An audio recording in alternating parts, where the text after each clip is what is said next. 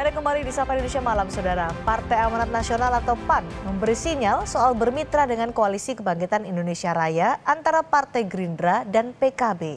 Sementara Ketua Umum Partai Nasdem, Surya Paloh menyatakan tidak masalah jika PAN mendukung bakal calon presidennya Anies Baswedan. Peta politik menjelang pemilihan presiden 2024 masih dinamis. Wakil Ketua Umum Partai Amanat Nasional, Viva Yoga Mauladi bicara soal potensi partainya bermitra dengan Koalisi Kebangkitan Indonesia Raya antara Gerindra dan PKB. Viva menyebut saat ini PAN belum menentukan bakal calon presiden yang akan didukung. PAN masih menjalin komunikasi dengan Gerindra dan PDIP yang masing-masing mendukung Prabowo Subianto dan Ganjar Pranowo sebagai bakal calon presiden. Pasangan calon yang diusung di Pilpres 2020. Kemungkinan untuk berkoalisi dengan Partai Gerindra atau dengan PDIP. Kalau pernyataan-pernyataan di media itu biasalah seperti itu. Kan PAN begitu, PKB begitu. Tetapi kalau dilihat PKB simbol bumi, ya kan? Nah, PAN simbol matahari. Nah, jadi bumi dan matahari itu harus bersatu. Entah kemana arah pilihan PAN nantinya, yang pasti saat ini PKB menyatakan tetap tegak lurus mendukung Prabowo Subianto sebagai bakal calon presiden. Ketua Umum Partai Kebangkitan Bangsa, Muhaimin Iskandar menegaskan partainya tetap solid dengan Gerindra. Kita solid, kita masih solid dan masih menjadi bagian dari Pak Prabowo. Deklarasi untuk Prabowo Caimin kapan? Ya sabar, nanti akan ada waktunya karena biasa dengan konstelasi yang ada saling menunggu. Cawapres Pak Prabowo nunggu waktu yang tepat. Di sisi lain, Ketua Umum Partai Nasdem Surya Paloh menyatakan tak masalah jika PAN tak mendukung bakal calon presidennya Anies Baswedan. Surya Paloh menyebut menghargai perbedaan pandangan tersebut. PAN tidak mengatakan pasti tidak akan mendukung Anies. Ya nggak apa-apa, kita hargain juga, sama juga kita juga harus bisa menerima konsekuensi seperti itu. Jangan pernah berharap semuanya akan sepakat dengan kita. Jika dilihat dari hasil survei elektabilitas partai politik, Lembaga Survei Indonesia pada 1 hingga 8 Juli 2023 menunjukkan PDIP masih menduduki posisi atas dengan angka 23,7%. Kemudian Partai Gerindra 14,2%, Partai Keadilan Sejahtera 6,2%, Partai Golkar 6%, Partai Kebangkitan Bangsa 5,7%, Partai Nasdem 5,5%, lalu Partai Demokrat 4,4%, dan Partai Perindo 4,1%.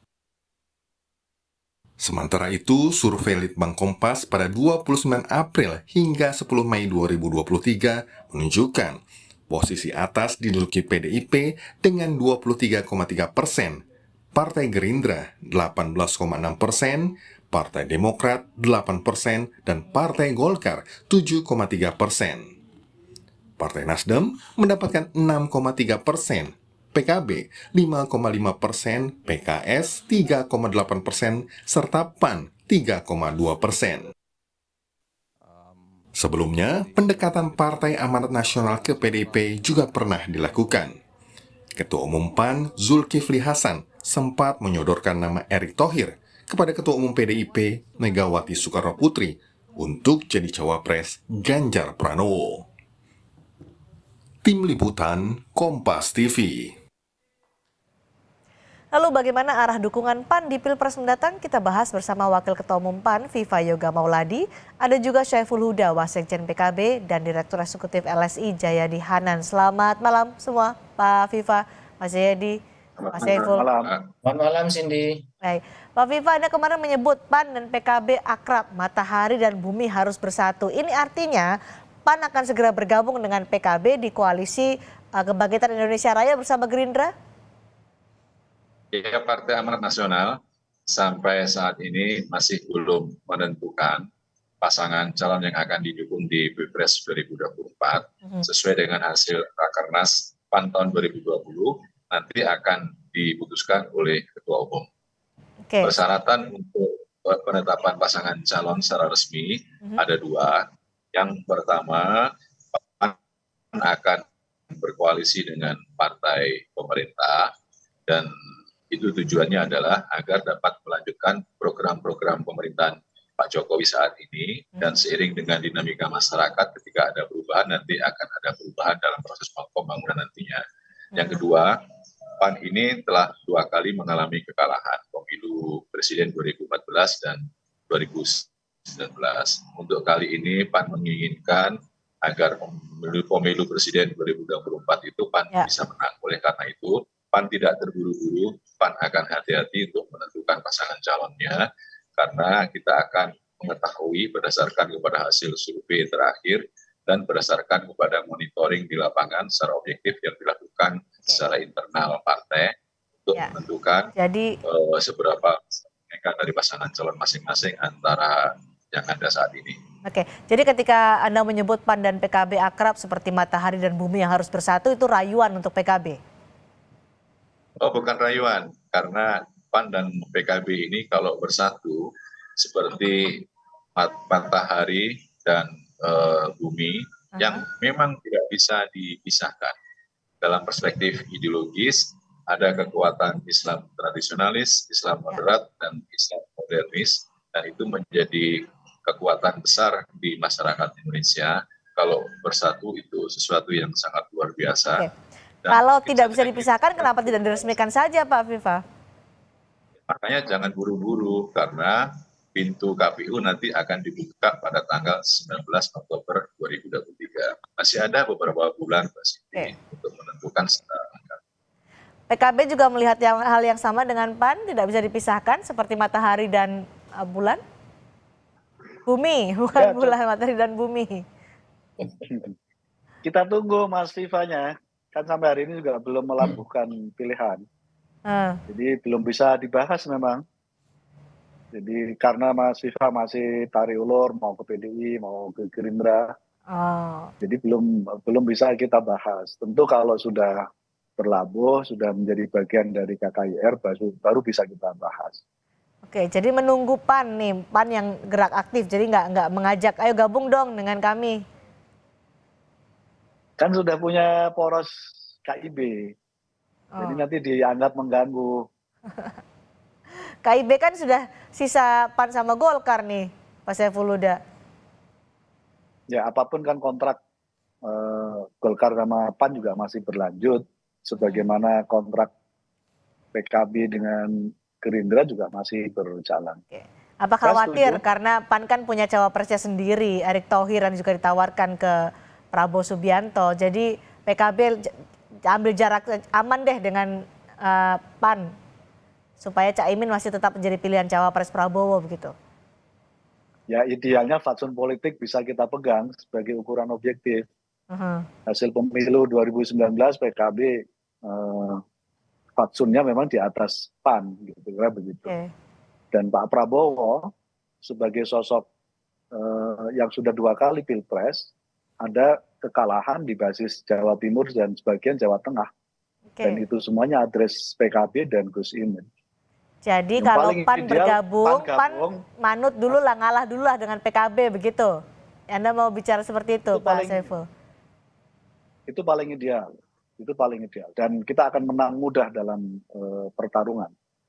Ketika PAN gabung dan capres-cawapresnya adalah Pak Prabowo dan Gus Imin.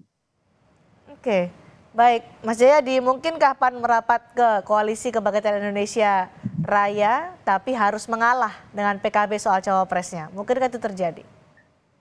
Mungkin, masih mungkin. Tapi memang tantangannya itu, baik PKB maupun PAN, highest call-nya, call tertingginya, itu tawaran tertingginya adalah menjadi cawapres. Ya.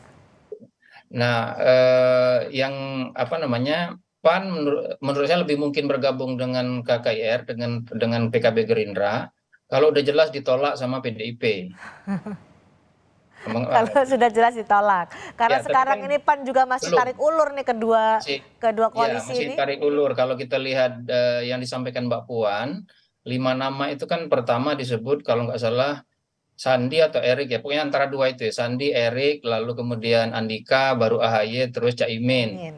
Kalau lihat urutan itu ya Erik yang ditawarkan oleh PAN cukup punya peluang tuh, paling tidak dari segi urutan itu meskipun belum tentu ya. Oke. Tapi kalau misalnya udah jelas apa PAN itu tidak cawapresnya PAN tidak diterima oleh PDIP, maka menurut saya yang lebih mungkin bagi PAN adalah bergabung dengan Gerindra dan PKB, karena pertama PAN akan diberi peran lebih besar saya kira di PKB itu.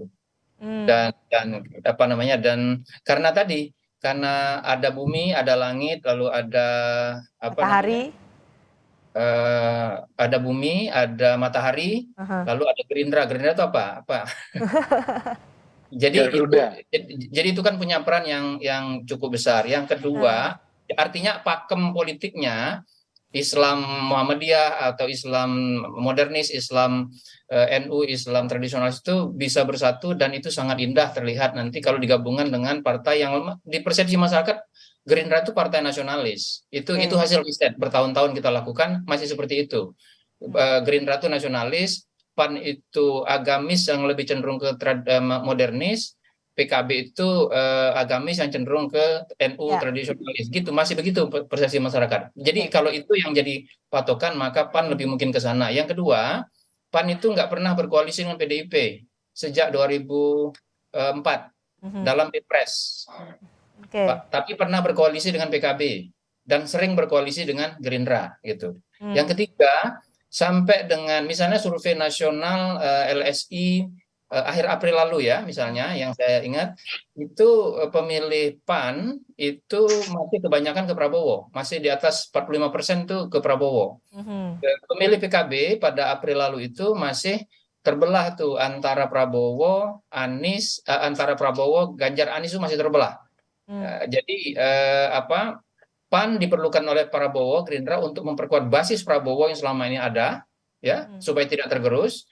PKB diperlukan oleh Pak Prabowo untuk tadi kata Mas Saiful memenangkan Jawa Tengah, Jawa Timur bersama Caimin. Jadi kita lihat tiga itu saja, itu memang PAN lebih cocok ke PKB sama Gerindra sebetulnya ya. Tapi lagi-lagi kalau ternyata PDIP mengatakan Mas Viva, pokoknya hari ini Anda jangan kemana-mana, Anda ditawari cawapres, pasti saya kira Mas Viva akan ke sana. Lalu apa namanya? Tantangannya itu tadi, tentu saja ketika PAN masuk ke KKIR, itu pastikan highest call-nya adalah Erick Thohir menjadi cawapres. Sementara Mas Saiful pasti mengatakan kami dong yang lebih berhak, gitu. Nah, terjadi stand off di situ kan, bisa terjadi stalemate, terjadi jalan buntu. Maka harus dicarikan the essential outsider, orang yang dianggap agak luar tapi penting, tapi didengar oleh kedua pihak ini. Atau siapa itu kalau menurut Anda? Mungkin Pak Jokowi. Oke, mungkin Pak Jokowi. Pak Viva, kalau bergabung dengan KKIR mau nggak mengalah dengan PKB? Partai Amanat Nasional itu sadar diri bahwa tidak bisa maju sendirian, perlu berkoalisi. Dan seluruh partai politik juga harus berkoalisi dalam kerangka persyaratan presidensial threshold 20%, kecuali PDI Perjuangan bisa sendirian. Oleh karena itu, Mbak Cindy, segala keputusan Partai Amanat Nasional akan tunduk, akan patuh kepada keputusan berdasarkan kepada kesepakatan secara kolektif kolegial dari partai koalisi nantinya. Tidak boleh menentukan, tidak boleh. Baik, tapi rela nggak ketika nanti bergabung dengan KKIR, cawapresnya bukan dari PAN? Kalau itu menjadi kesepakatan kolektif kolegial, itu bukan soal rela, tapi harus dilaksanakan. Karena begini, dalam penentuan pasangan calon, posisi calon wakil presiden saat ini sangat penting, sangat urgen. Kenapa? Dia harus dapat berkontribusi secara elektoral. Dan Mas Erick Thohir ini salah satu figur yang memiliki nilai elektabilitas untuk calon wakil presiden. Pak Saiful, ketika PAN sudah mulai agak menunjukkan tarik-tarik ulur ke KKIR, dari PKB sendiri memutuskan atau berpikir bahwa oke, PAN sudah mau masuk, sudah saatnya PKB untuk mempertimbangkan ajakan dari Puan Maharani. Ya, kita tunggu Mas Viva mau ke mana berlabuhnya koalisinya. Tapi yang jelas kami di internal sendiri memang proposal kami tunggal. Ingin sebagai capres atau cawapres dalam Pilpres 2024. Baik, tarik ulur menunggu Partai Amanat Nasional. Terima kasih Pak Viva Yoga, terima kasih Mas Jayadiana, terima kasih juga Pak Saiful Huda sudah bergabung di Sapa Indonesia malam hari ini.